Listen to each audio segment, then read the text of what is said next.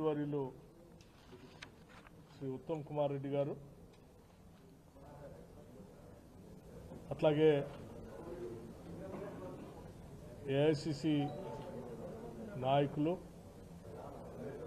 శ్రీ గురుదీప్ సప్పల్ గారు, నా తోటి సహచర మిత్రులు కార్పొరేషన్ చైర్మన్ అందరూ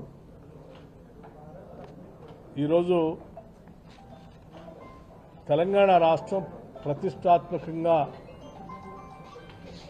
తీసుకొని ముందుకు నడుపుతున్నటువంటి భారత్ సమ్మిట్ కార్యక్రమానికి సంబంధించి కొంత సమాచారం మీ అందరితో పంచుకుందాం అనేటువంటి ఆలోచనతోనే ఈ సమావేశాన్ని ఏర్పాటు చేయడం జరిగింది.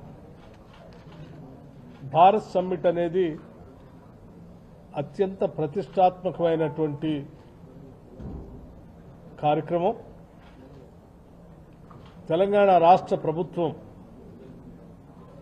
ప్రపంచవ్యాప్తంగా వస్తున్నటువంటి అనేక మార్పులను దృష్టిలో పెట్టుకొని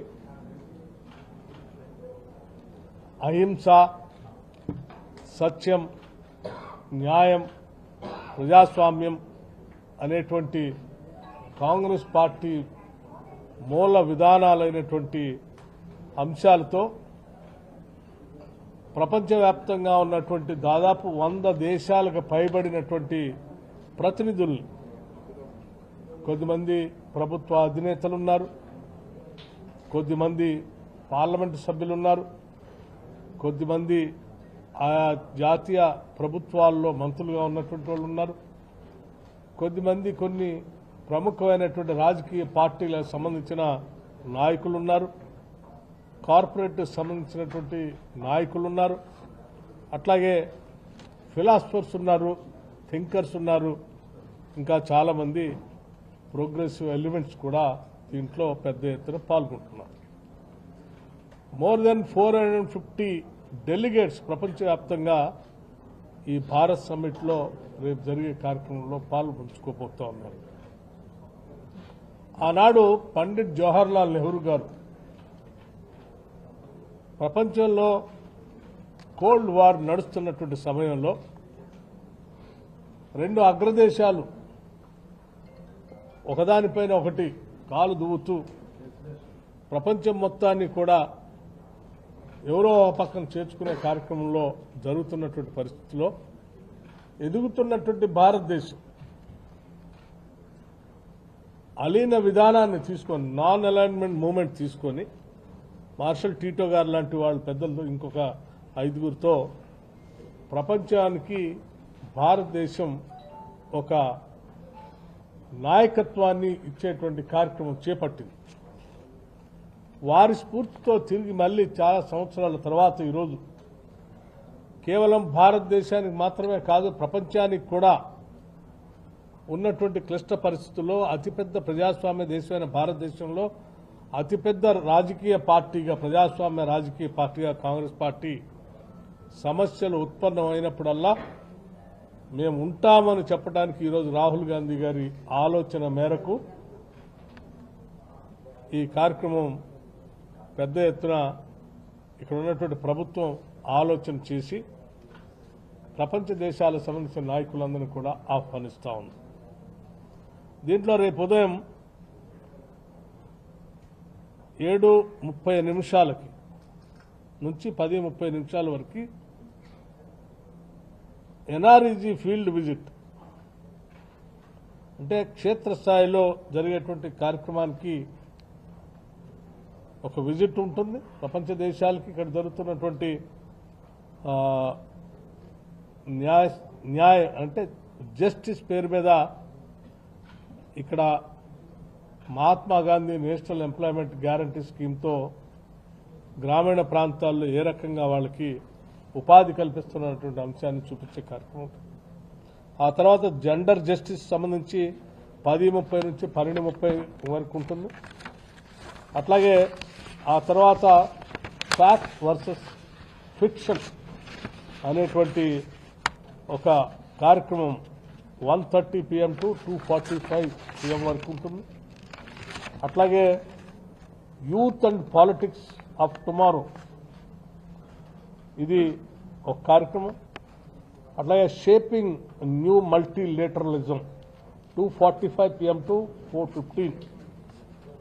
ఆ తర్వాత ప్రపంచవ్యాప్తంగా ఇక్కడికి విచ్చేస్తున్నటువంటి ప్రతినిధులకి తెలంగాణ రాష్ట్ర ప్రభుత్వం తెలంగాణ సమాజం కోసం చేస్తున్నటువంటి అభివృద్ధి కార్యక్రమాలతో పాటు తెలంగాణ భవిష్యత్తు కోసం మనం వేసేటువంటి పునాదులు మన ఆలోచన విధానాన్ని కూడా విజన్ని తెలంగాణ ప్రభుత్వ విజన్ని ప్రతినిధులకు పంచుకునే కార్యక్రమం 2:45 to 4 PM వరకు రాష్ట్ర ప్రభుత్వం తరఫున ఉంటుంది. అట్లాగే 4:15 to 6 PM ప్లీనరీ సెషన్. మళ్ళీ 26th మార్నింగ్ 10:30 AM కి overcoming polarisation with pluralism diversity and respect అనే టాపిక్ మీద ఒక కార్యక్రమం ఉంటుంది.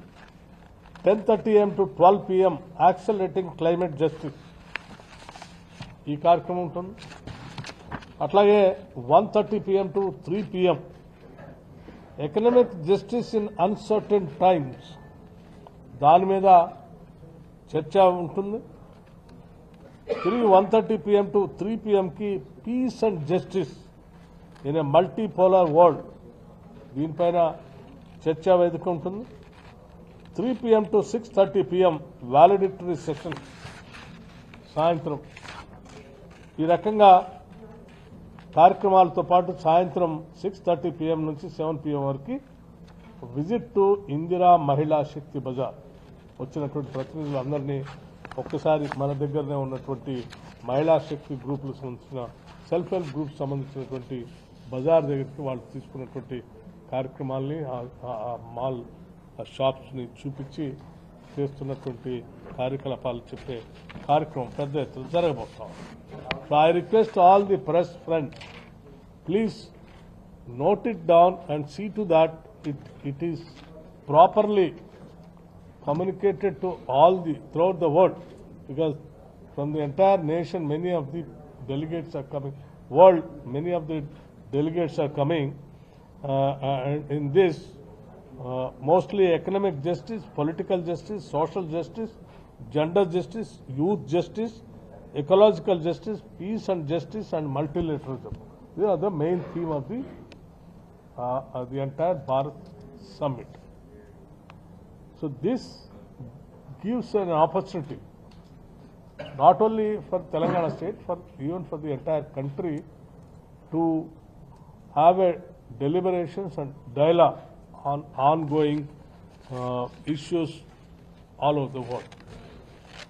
So this is a great opportunity for Telangana and Telangana state to conduct this kind of Bharat Summit, where many of the progressive political parties and thinkers, philosophers are participating in it. And this Bharat Summit is going to be a great help in showing the Telangana state in the map of the world. Thank you.